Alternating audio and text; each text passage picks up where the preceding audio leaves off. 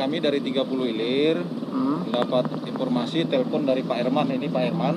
Pak Herman. Nah, jadi beliau nelpon ke kami bahwa ada informasi di sini ada seorang perempuan dan laki-laki nganjok ataupun terjun dari dermaga ini ke air Sungai Musi.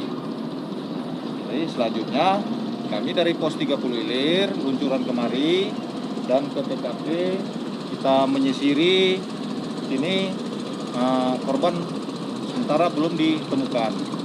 Nah, selanjutnya kami ke dermaga mencari saksi. Saksi itu ada yang mancing di sini namanya si Aprijal dan si Wahid, serang ABK dari Jukung.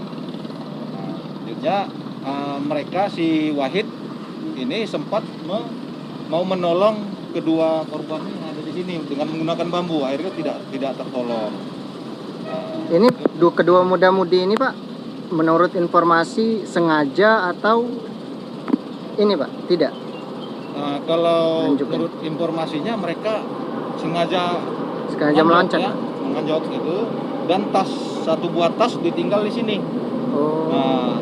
Satu buah tas warna abu-abu berisi 2 buah handphone dan alat-alat kosmetik. Nah, jadi saat ini tas dan 2 orang saksi sudah diamankan, kita serahkan ke Satpol Air Polresta Bom Baru. Ya. Ini pukul berapa mereka kira-kira nganjuknya Pak? Diperkirakan sekitar pukul 13. Pukul 13 siang ini Pak?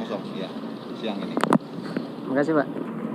Macam mana jadi Pak tadi Pak keterangannya? Jadi tadi itu ribut-ribut, rame-rame tadi.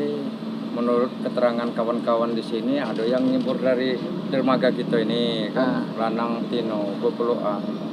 Nah, langsung nak ditolong kawan-kawan tadi, tidak tertolong lagi, langsung aku nelpon Pak Legar ini tadi.